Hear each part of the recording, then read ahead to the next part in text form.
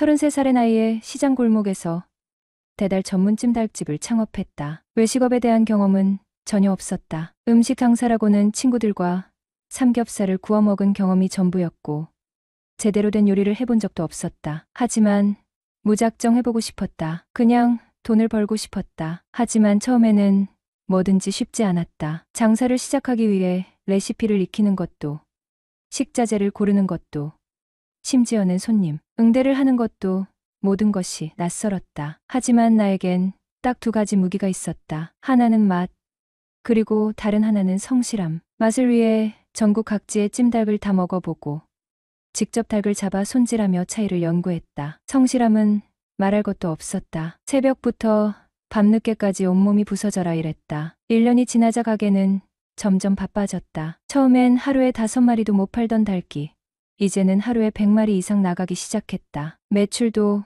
꿈꾸던 이상으로 올랐다. 직원도 2명을 두었고 1명은 배달을 전담했고 1명은 주방에서 서빙을 도왔다. 이제는 가게가 잘 굴러가는 듯했다. 하지만 그 과정에서 많은 것이 변했다. 가장 큰 변화는 여자친구와의 이별이었다. 우린 2년을 만나왔다. 내가 장사를 시작하기 전에는 자주 만나 데이트도 하고 여행도 가고 서로의 미래를 이야기하며 웃던 날들이 많았다. 우리는 결혼까지 약속했다. 힘들어도 서로를 의지하며 함께 가자고 다짐했었다. 하지만 장사를 시작하고부터는 모든 것이 변했다. 오빠, 오늘도 가게야?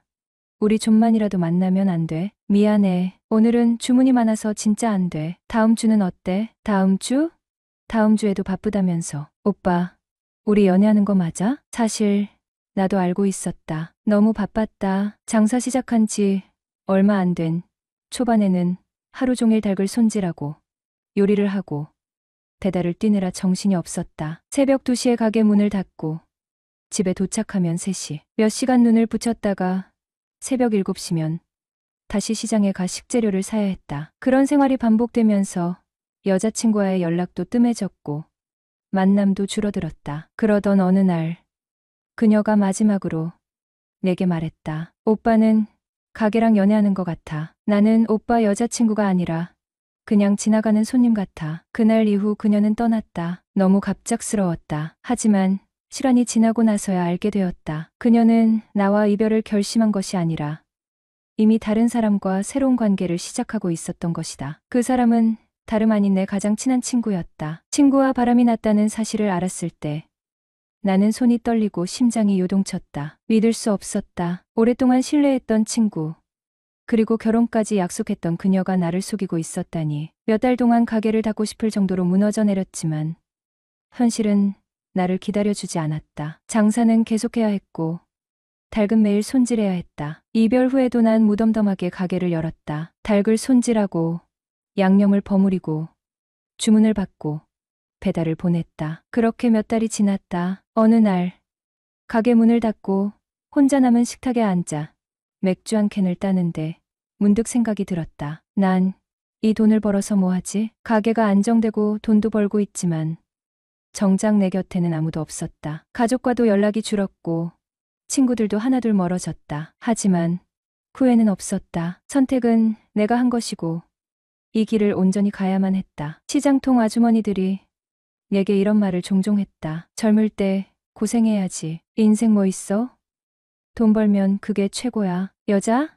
나중에 돈 좀 모이면 얼마든지 다시 만날 수 있어. 지금은 돈이 먼저야. 그들의 말을 들으며 난 그냥 씁쓸하게 웃었다. 장사를 시작하면서 대인관계로 힘들어할 때 제게 큰 힘이 되어준 사람들이 있었어요. 바로 시장통의 따뜻한 아주머니들이었죠. 첫 번째로 가까워진 사람은 분식집 아주머니였다. 선의 아주머니는 40이 넘은 나이에도 여전히 젊은 여자의 분위기를 풍겼다. 부드럽게 넘긴 밤색 머리칼은 자연스럽게 빛을 머금었고 희고 매끄러운 피부, 눈꼬리가 살짝 올라간 크고 깊은 눈매, 눈웃음을 지을 때마다 작은 보조개가 살짝 패여있는 모습. 홀로 지낸 세월 때문인지 그녀에게서는 알 수 없는 농염한 분위기가 흘러나왔다. 턱을 괴고 나를 바라볼 때마다 그녀의 시선 속에서 은근한 유혹과 아슬아슬한 긴장감이 느껴졌다. 왜 그렇게 빤히 봐? 나 뭐 묻었어? 아니요. 그냥 아주머니가 오늘 좀 달라 보여서요. 내가 얼버무리자 선의 아주머니는 눈썹을 살짝 치켜 올렸다. 그래? 뭐가 다른데? 그녀가 장난스럽게 되묻자 나는 헛기침을 하며 얼른 말을 돌렸다. 오늘따라 앞치마가 잘 어울리시는 것 같아서요. 이거? 맨날 입는 건데. 설마 앞치마 하나에 감탄한 거야? 아니, 뭐 아주머니는 뭘 입어도 잘 어울리시니까요. 그래? 그럼 가끔은 다른 것도 입어볼까? 그녀의 말에 나는 순간적으로 말을 잇지 못했다. 선희 아줌마는 내가 장사를 시작할 때부터 누구보다 많은 도움을 주신 분이다. 같은 배달업을 하다 보니 광고 전략, 리뷰 관리, 효과적인 배달 방법까지 하나하나 세심하게 알려주셨다. 사실 이런 노하우는 일종의 영업비밀이라 쉽게 공유하기 어려운 법이다. 하지만 그녀는 마치 자기 일처럼 알뜰살뜰 챙겨주었고 덕분에 나도 빠르게 자리를 잡을 수 있었다. 그렇게 함께하는 시간이 쌓이면서 우리 사이의 정도 점점 깊어졌다. 어느덧 해가 뉘엿뉘엿 서쪽 하늘로 기울어지는 시간. 저녁 배달 주문이 쏟아지기 직전 잠시 숨을 돌리고 있을 때였다. 가게 문을 열고 익숙한 얼굴이 빼꼼히 고개를 내밀었다. 맞은편 분식집 선희 아주머니였다. 총각, 잠깐 시간 돼? 그녀는 특유의 넉살 좋은 미소를 지으며 가게 안으로 성큼성큼 들어왔다. 양손에는 김이 모락모락 나는 쟁반이 들려 있었다. 어머, 이게 다 뭐예요? 나는 반갑게 아줌마를 맞이하며 쟁반을 내려놓을 자리를 만들었다. 쟁반 위에는 빨간 양념이 듬뿍 묻은 떡볶이와 김이 모락모락 나는 순대, 그리고 노릇노릇하게 튀겨진 튀김까지 푸짐하게 담겨 있었다. 오늘 떡볶이 맛이 기가 막히게 됐거든. 총각 혼자 바쁠 텐데 저녁은 제대로 챙겨 먹어야지. 식기 전에 어서 먹어봐. 그녀는 떡볶이 쟁반을 내밀며 푸근한 미소를 지었다. 나는 선희 씨의 따뜻한 마음에 감동하며 떡볶이 냄새를 킁킁 맡았다. 매콤하면서도 달콤한 떡볶이 냄새가 코를 간지럽혔다. 와, 냄새부터가 예술인데요? 아줌마 떡볶이 솜씨는 정말 최고라니까요. 나는 젓가락을 들고 떡볶이를 집어 입으로 가져갔다. 쫄깃한 떡과 매콤달콤한 양념이 입안 가득 퍼져나갔다. 역시 그녀의 떡볶이는 언제 먹어도 꿀맛이었다.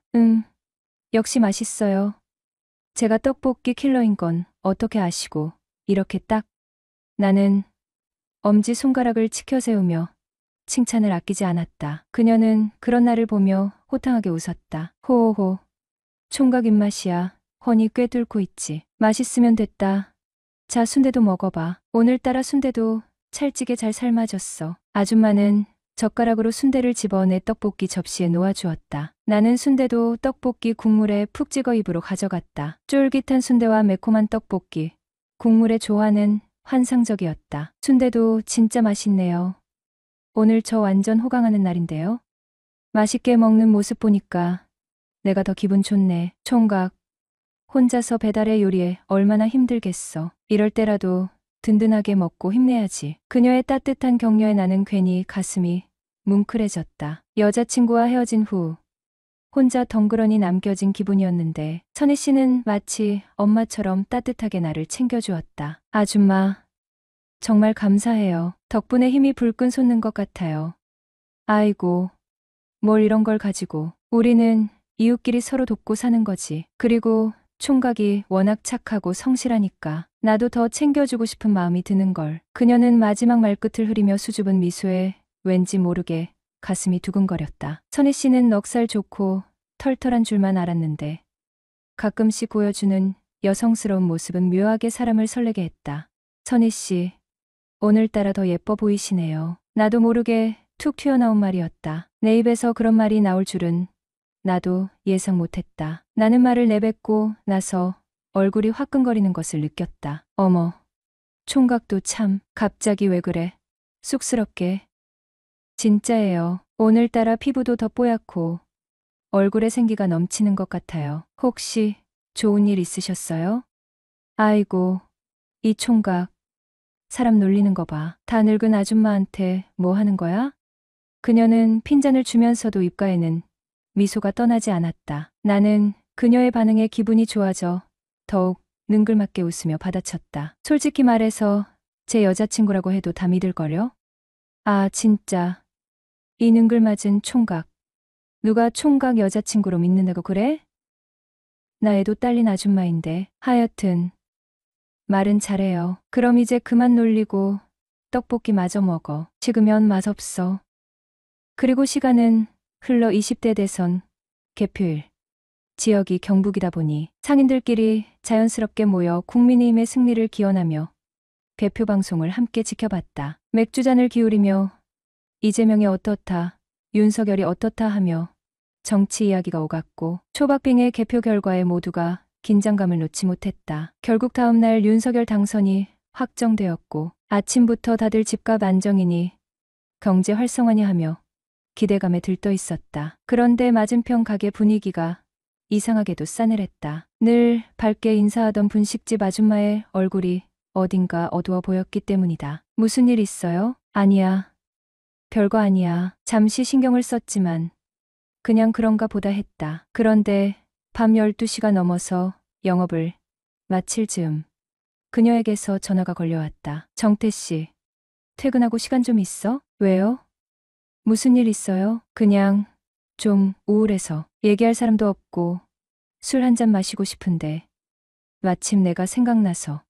근처 맥주집으로 가니 그녀는 이미 자리에 앉아 있었다. 테이블 위엔 반쯤 비워진 맥주잔과 안주 몇 개가 놓여 있었다. 무슨 일인데 그래요? 한숨을 내쉬던 그녀가 나지막한 목소리로 말했다. 전 남편이랑 아이 문제로 머리가 너무 아파. 가끔은 그냥 다 놓아버리고 싶어질 때도 있고. 그녀는 맥주를 한 모금 마신 뒤 먼 곳을 바라보며 한참 동안 말을 잇지 못했다. 정확히 어떤 대화를 나눴는지는 기억이 흐릿하지만 우리는 그렇게 많은 이야기를 주고받았다. 시간이 얼마나 흘렀을까? 시계를 보니 어느새 새벽 3시를 넘어서 있었다. 2차 가긴 좀 그렇고 아쉽다. 커피라도 한 잔 마시고 가자. 그녀가 가게로 가자고 했다. 홀에서 커피를 내렸지만 불을 켜고 마시기엔 지나가는 사람들의 시선이 부담스러웠다. 여기선 좀 그렇지 않아? 그럼 뒷방에서 마실래요? 분식집 뒤편에 있는 작은 방. 브레이크 타임 때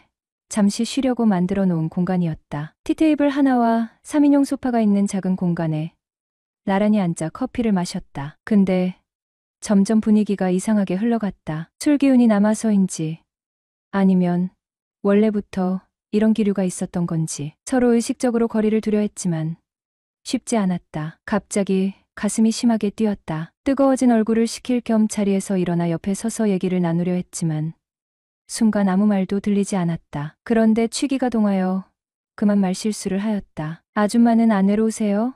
하고 물은 것이다. 그러자 그녀는 어쩌다가 전 남편 생각이 날 때도 있어 하며 웃더니 정태 총각은?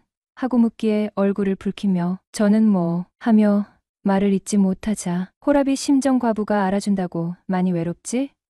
하기에 고개를 끄덕이자 내 옆으로 오더니 우리 한번 잘해보는 건 어때? 그러대요. 그리고 나는 스위치를 내려버렸다. 왜 불꺼? 그냥 분위기 좀 잡아보려고요. 그녀는 깜짝 놀란 듯 웃으며 말했다. 우리 사이에 무슨 분위기야? 요즘 남자가 고프다면서요? 순간 그녀의 표정이 굳었다. 내가 언제 그랬어?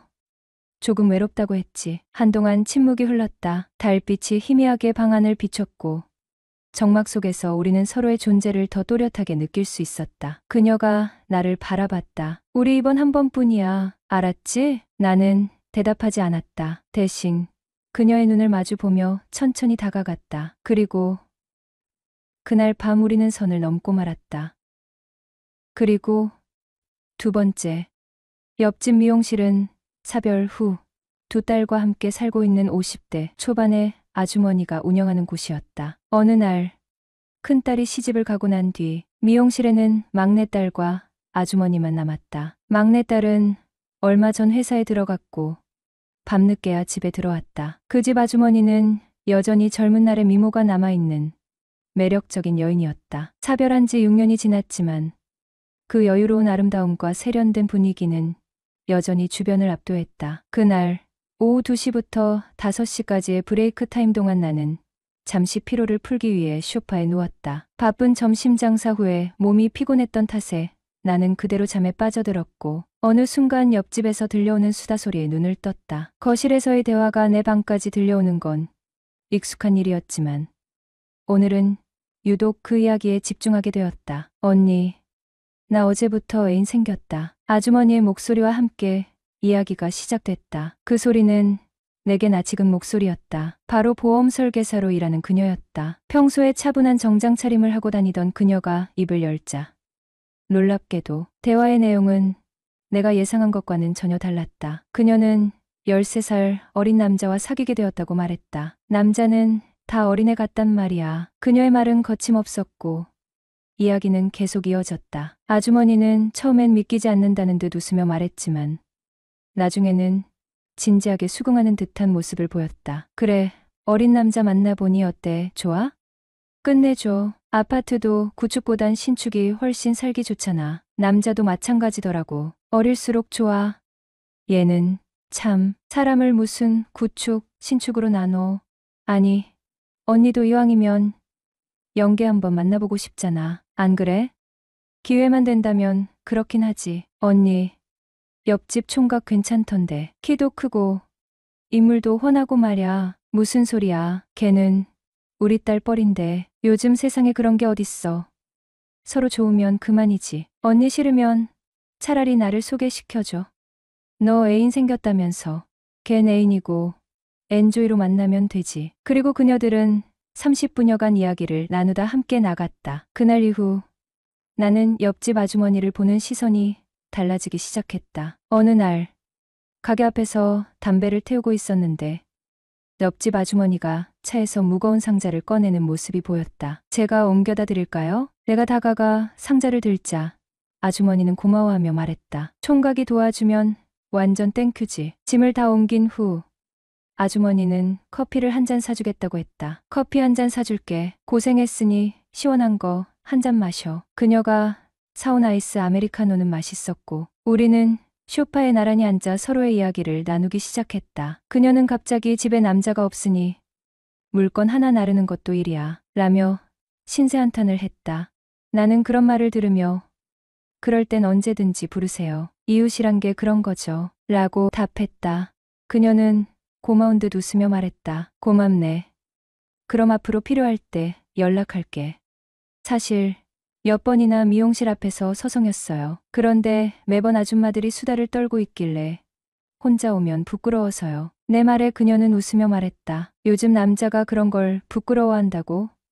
그런 일로 부끄러워하는 남자도 있구나. 그녀는 잠시 생각한 후 제안을 했다. 그럼 예약하고 밤 9시 넘어서 와요. 총각한테는 1인 예약제로 해드릴 테니. 나는 그 제안에 웃으며 고개를 끄덕였다. 그렇게 하면 되겠네요. 모처럼 쉬는 날 미용실에 들렀다. 물론 9시 넘어서 말이다. 정태 씨, 저녁은 먹었어? 아뇨, 아직이요. 그럼 내가 밥 차려줄게. 그녀가 주방으로 가더니 저녁을 차리려고 한다. 그러는 그녀에게 아줌마 밥은 생각 없고 우리 소주 한 잔 할래요? 그럼 같이 술이나 한 잔 할까? 술이 어느 정도 들어가자 나는 그녀가 점점 여자로 보이기 시작을 하였다. 그녀도 나이는 50세인데 전혀 그렇게는 보이지 않는다. 예전에는 상당한 미모를 간직한 것 같았다. 그래도 예전에는 상당히 부유하게 살았었는데 보증을 잘못 써서 망하고 남편까지 죽었다고 한다. 아주머니는 나이에 비해 아직 고운데 재혼하지 왜 혼자 살아요? 아이고, 총각, 내 나이 50살인데 재혼은 무슨. 인생은 60부터라고 하는데 뭘 그래요. 아직도 곱고 예쁜데 내가 아직도 고운 것 같아. 네. 그런데 아주머니는 남자 생각은 안 나요? 아직까지 한창 나이인데 즐기고 살아야 되는데. 후. 그녀는 한숨을 쉬더니 남편 죽은 지 6년인데 생각이 안 나지. 하지만 이 나이에 손주까지 있는데 아무나 만나고 다닐 수도 없고. 요즘은 60 넘은 여자들도 애인이 다 있다고 하는데 누님도 애인 하나 만들어 즐기고 살아요. 그럼 정태 총각이 한 사람 소개시켜줘. 그러면 애인 만들어 즐기며 살게. 호호호. 그럼 차라리 우리 둘이 애인 할까요? 정태 총각이랑 둘이 애인 하자고? 호호호. 서로 멀리서 찾지 말고 아줌마하고 나하고 아무도 모르게 즐기며 지내요. 정태 총각, 내가 마음에 들어? 그럼 애인 할까? 사실 아주머니가 특별히 저한테만 1인 예약제 해준다고 할 때부터 마음에 있었어요. 연애 한번 해보고 싶었죠. 어머, 정말 영광이네. 호호호. 그녀는 성격이 호탕하 잘 웃는 편이다. 결국 우리는 비밀 연애를 시작하게 되었다.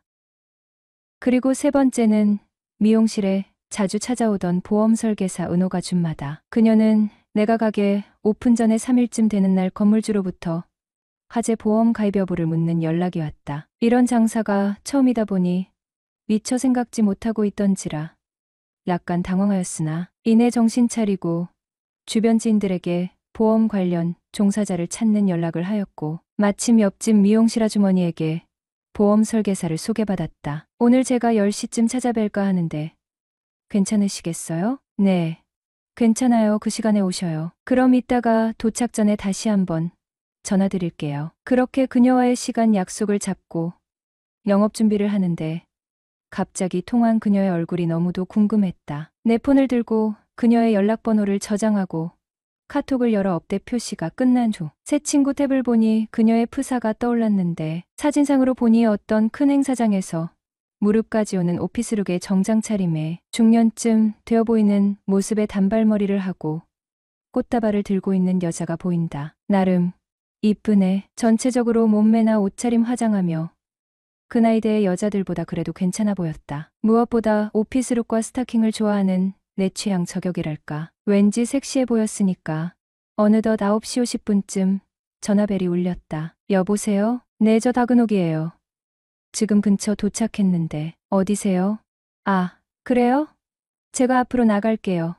전화를 끊고 가게 앞으로 나가보았다. 멀리서 고급 세단 한 대가 비상등을 켜고는 앞으로 서서히 다가왔다. 팀장이라더니 돈 잘 버나 보네 라는 생각을 할 쯤 그녀의 차가 다가섰고 이내 차문이 열리고 커피 스타킹에 매끈한 왼쪽 다리가 나오더니 남색의 오피스룩과 파란색의 블라우스를 입은 40대 초반쯤 되어 보이는 여성이 차문을 닫고는 내 앞으로 다가와 인사를 했다. 안녕하세요. 네, 안녕하세요. 우리는 그렇게 인사를 나누고는 가게로 들어섰다. 앉으세요. 차 한 잔 드릴까요? 네, 커피 빼고 아무거나 주시면 감사해요. 그녀는 아침에 출근해서 커피를 마시고 왔다기에 접대용 녹차티 백을 꺼내어 내주고 나는 커피를 마셨다. 제가 대략 뽑아보니 이 정도 나오겠네요. 이 정도 평수면 이 금액이 적정해요. 아, 네, 그래요. 알아서 해주세요. 그런데 정태씨, 제가 정태씨라고 해도 되죠? 아, 네, 물론이에요. 편하게 부르세요. 그리고 1년이 흘렀다. 어느 날 그녀에게 연락이 왔다. 정태씨, 요즘 장사가 그렇게 잘 된다면서요. 아, 네. 다 은옥씨 덕분이죠. 그런 소리 마세요. 제가 뭐 한 게 있다고요? 우리 잘 나가시는 팀장님이 주변에 맛있다고 소문을 많이 내주셨잖아요. 도움이 되었다니 다행이네요. 그런데 이번에 알았는데 정태씨가 아직 암보험이나 의료실비가 없더라고요. 네, 가입은 했는데 회사 퇴직하면서 다 해약했거든요. 아, 그랬군요. 그럼 제가 좀 봐드릴게요. 요즘 의료실비는 기본으로 다 들어가는 거고 3대 질병 정도는 따로 하나씩 들거든요. 네, 은옥 씨가 한번 봐주세요. 그럼 준비해서 오늘 저녁에 볼까요? 네. 그럼 저녁엔 바빠서 안 되고 8시나 9시쯤 어때요? 네, 전 상관없어요. 그럼 그때 뵙죠. 밤 9시가 조금 넘어 그녀가 찾아왔다. 서로 인사를 하고 가게 마주 앉자 내가 먼저 말을 했다. 옷을 되게 잘 입으세요. 세련되게. 어머, 정말요? 호호호, 제가 나름 신경 쓴다고 입는데 회사 팀원들은 매일 봐서 그런지 그런 말 해주는 사람도 없는데 정태 씨가 알아봐 주시네요. 호호호. 그녀의 설계대로 2개 다 보험 가입을 했더니 내게 고마움의 표시로 술을 한 잔 사겠다는 것이다. 정태 씨, 우리 술이나 한잔 하자. 그렇게 술자리가 이어지고 시간은 어느덧 밤 12시를 훌쩍 넘어가고 있었다. 은옥 씨, 대리 부르셨어요? 아니, 나 차 두동아찡. 애교 섞인 말투다. 귀엽다. 그럼 택시 불러드릴까요? 아니야, 나 우리 정태 씨랑 한잔 더 하고 싶은데 왜? 나 그냥 빨리 갔으면 좋겠어? 아니에요. 일단 가게 들어가요. 그녀를 가게 안으로 데리고 가면서 느낌상 무언가 이뤄질 듯한 초기 순간에 찾아왔다. 오늘 뭐 있겠네 라는 생각을 할 무렵 자기야, 마만이 취한 것 같아 택시 타고 가야 되는데 혼자 택시 타고 가다 잠들면 너무 무서워. 나 여기서 술 좀 깨고 갈게 그래도 되지? 네 그러세요. 홀은 정리해야 되니 제가 쓰는 쪽방에서 잠깐 쉬세요. 이따가 깨워드릴게요. 라며 그녀를 가게 쪽방으로 안내한 뒤 온수 매트에 전원을 켜주고는 홀로 돌아와 테이블을 치우고 설거지통을 정리하고 가게 매상을 확인한 뒤 장부를 정리한 다음 시간을 보니 벌써 새벽 2시가 넘은 걸 확인하고는 방 쪽으로 다가갔다. 그녀를 확인한 순간 침이 꼴깍 넘어가며 그대로 방에 들어섰다. 은옥 씨하고 그녀를 몇 번 흔들어 깨웠지만 일어날 기미가 보이지 않고 새근새근 잠든 얼굴 모습이 귀엽기만 하다. 하지만 이런 경우 괜히 잘못 들이댔다가는 고소당하고 뉴스에까지 나오면 장사도 영영 못할 수 있단 생각에 꾹 참고 문을 열고 나가려는 순간 그녀가 날 부르는 게 아닌가. 정태 씨, 나 혼자 두고 갈 거야? 날 불러 세운 것이다. 그리고 지금까지도 연인 사이로 잘 만나오고 있습니다. 인생의 가장 어두운 순간마다 내게 손을 내밀어 준 세 여자가 있었습니다. 분식집 아주머니는 장사의 기본을 가르쳐 주며 다시 일어설 수 있는 힘을 주었고, 미용실 아주머니는 아무런 대가 없이 경제적으로 도와주며 삶의 버팀목이 되어 주었죠. 그리고 은옥은 내게 진정한 남자로 거듭날 수 있는 기회를 주었어요. 그녀들이 없었다면 오늘의 나는 존재하지 않았을 것이다. 어쩌면 평범한 이웃일지도 모를 새 여인이지만 내 인생이라는 소설 속에서는 가장 빛나는 주인공들입니다.